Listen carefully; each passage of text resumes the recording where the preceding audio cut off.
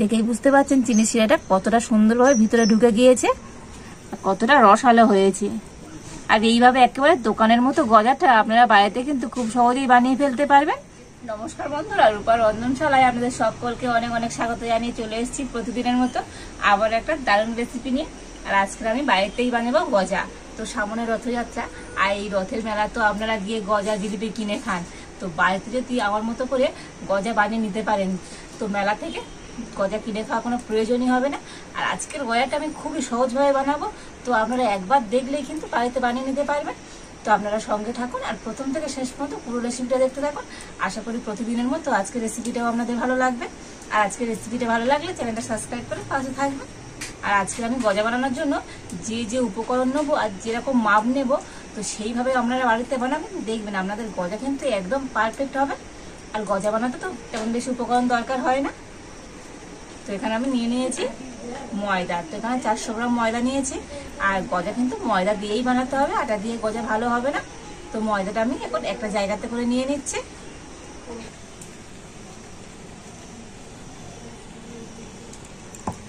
তো ময়দার মধ্যে দিয়ে দিচ্ছি পরিমাণ মতো লবণ,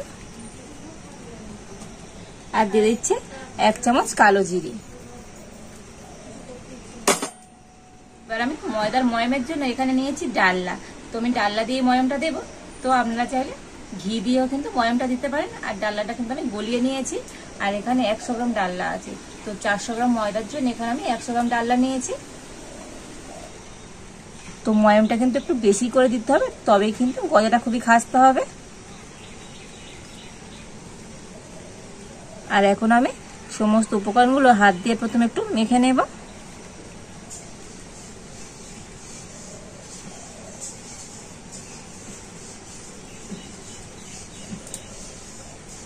তো এই ময়দার মধ্যে দিয়ে দেব 1/2 চামচ বেকিং সোডা, মানে খাবার সোডা।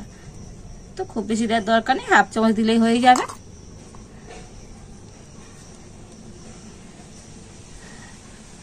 তো বেকিং সোডা দিয়ে আবারও কিন্তু সমস্ত কিছু খুব ভালো করে মিশিয়ে নিচ্ছে।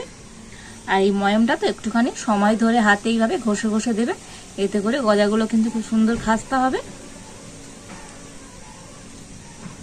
তো দেখুন ভালো করে ময়মটা দিয়ে দিয়েছি।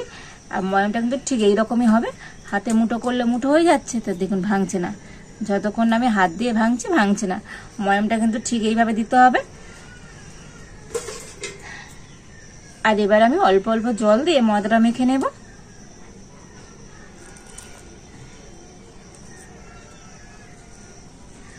তো একসাথে তো খুব বেশি কিন্তু জল দেওয়া যাবে না, এরকম অল্প অল্প করে জল দিতে হবে আর মেখে নিতে হবে, যেহেতু ডোটা কিন্তু একটু টাইট টাইট হবে। তো এখানে কিন্তু কোনো রকম গরম জল দিয়ে আর মাখাচ্ছি না, নর্মাল জল দিয়েই কিন্তু ময়দাটা মেখে নিতে হবে।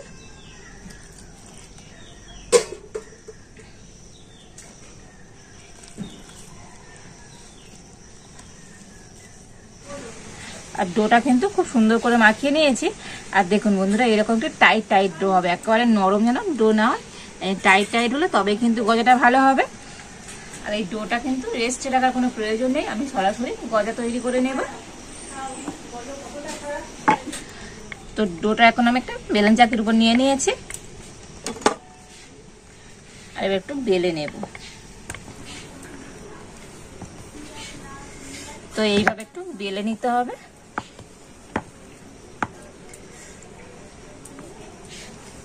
তো আমি একটু চৌকো শেপ করে এইভাবে বেলে নিচ্ছি।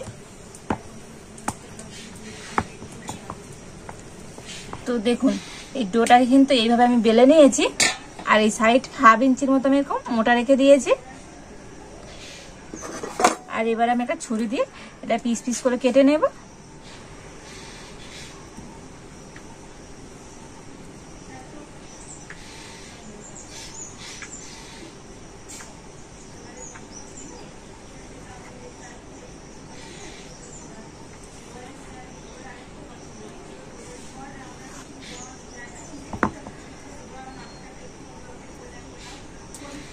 আর আবার এরকম আমি কেটে নিচ্ছি এইভাবে।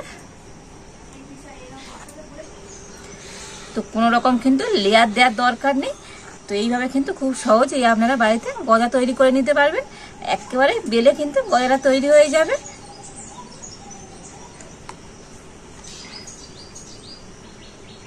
তো দেখুন আমি এরকম সাইজের করে কিন্তু গজাটা তৈরি করে নিয়েছি, আর এগুলো কিন্তু তেলের মধ্যে ফুলে আরো ডাবল হয়ে যাবে।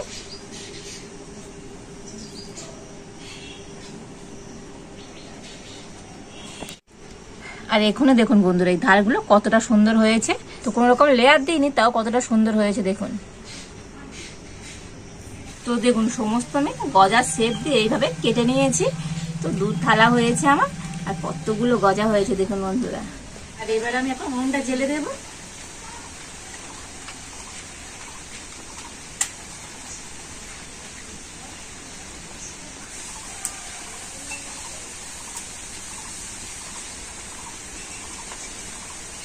তো প্রথমে আমি চিনির শিরা তৈরি করে নেব।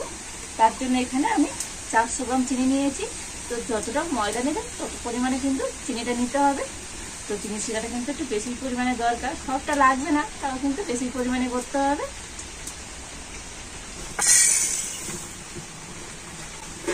আর যতটা চিনি নিয়েছি তার অর্ধেক পরিমাণে একটু জল দিয়ে দিতে হবে। তবে গজা বানানোর জন্য তো একটা কিন্তু চটচটে শিরা তৈরি করে নিতে হবে। তো দেখুন চিনির শিরাটা তো এরকম হাতে দিয়ে দেখবেন একটু চিটচিট করছে, এরকম একটু চিটচিট করবে, তখন বুঝবেন শিরাটা কিন্তু একেবারে রেডি হয়ে গেছে। আর এখন আমি নামিয়ে নেব।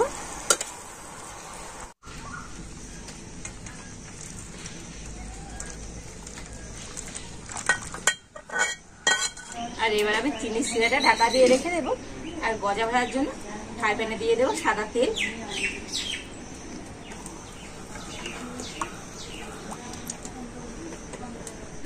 তো গজা ভাজার জন্য তেল কিন্তু একেবারে খুব গরম করে নিলে হবে না, একটু উষ্ণ গরম হবে।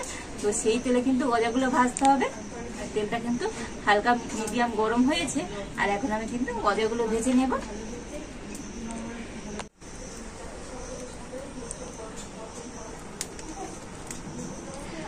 তো দেখুন তেল কিন্তু ঠিক এইরকমই গরম হবে, দিতে হবে। আর দেখুন গজাগুলো দেওয়ার সঙ্গে সঙ্গে অল্প একটু বুদবুদ করে উঠছে, ঠিক এইরকম গরম করে তবে কিন্তু গজাগুলো ভেজে নিতে হবে। তো আমি অল্প অল্প করে ভেজে নেব।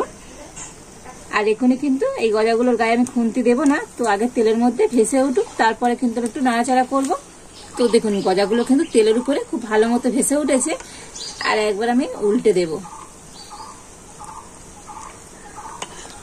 তো দেখুন এক সাইড কিন্তু হালকা লাল লাল হয়ে গিয়েছে।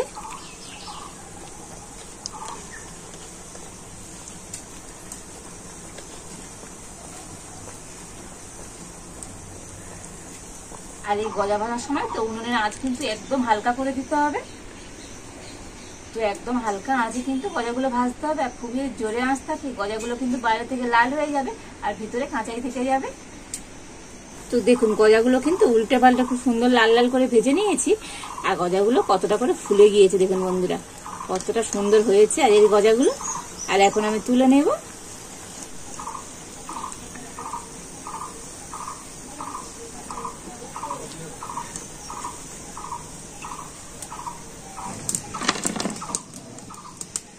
আর একইভাবে সমস্ত গজাগুলো কিন্তু আমি ভেজে নেব।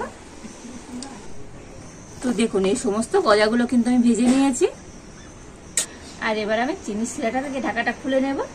আর চিনির শিরাটা কিন্তু একেবারে ঠান্ডা হয়ে যায়নি, একটু উষ্ণ গরম আছে। আর এই উষ্ণ গরম চিনির শিরার মধ্যে এখন আমি গজাগুলো দিয়ে দেব।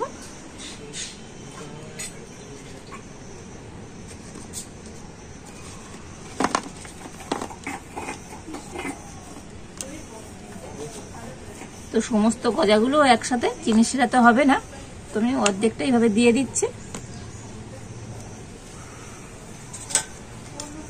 আর এইভাবে চিনির শিরার মধ্যে একটু উল্টে পাল্টে দেব।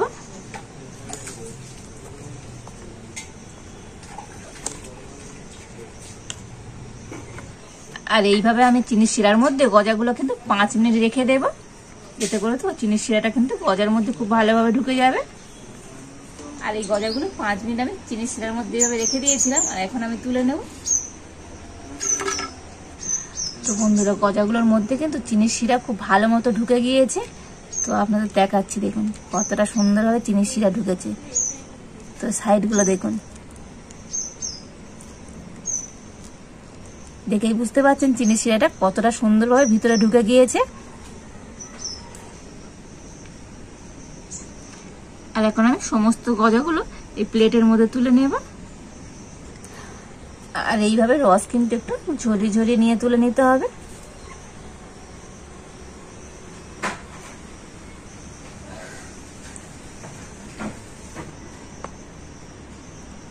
আর এবারে বাকি গজাগুলো চিনির শিরার মধ্যে দিয়ে দেব। তো আপনাদের বলেছিলাম না চিনির শিরাটা একটু বেশি পরিমাণে করতে, তো তাও দেখুন একবারই হচ্ছে না, দুবার ধরে কিন্তু এইভাবে আমার চিনির শিরার মধ্যে দিয়ে দিতে হচ্ছে। আর দেখুন সমস্ত গজাগুলো তো চিনির শিরা থেকে আমি তুলে নিয়েছি, আর কতটা সুন্দর হয়েছে, তো অসম্ভব সুন্দর হয়েছে। বাইরে যেমন হয়েছে মুচমুচে, আর ভিতরে দেখুন বন্ধুরা কতটা রসালো হয়েছে। তো দেখুন ভিতরে কতটা সুন্দর হয়েছে, দেখুন বন্ধুরা কতটা রসালো হয়েছে। আর এইরকম খাস্তা গজা তো না খেলেই নয়, খেয়ে দেখা যাক আজকের এই গজাগুলোর টেস্ট কেমন হয়েছে।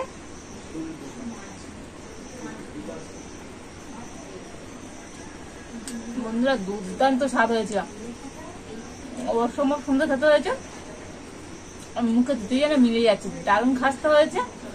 আর বাড়িতে কিন্তু আপনারা এইভাবে খুব সহজেই এইরকম পারফেক্ট গজা বানিয়ে নিতে পারবেন। তার বাড়িতে বানালে কেমন হয়েছে তো অবশ্যই কমেন্ট করে জানাবেন। আর আজকের এই গজার রেসিপিটা যদি আপনাদের ভালো লাগে তো এটা লাইক করে দেবেন, আর সবার সাথে প্রচুর প্রচুর করে শেয়ার করবেন। আজ এই পর্যন্ত, আপনারা ভালো থাকুন, সুস্থ থাকুন, দেখা হচ্ছে নতুন কোন একটা রেসিপি নিয়ে।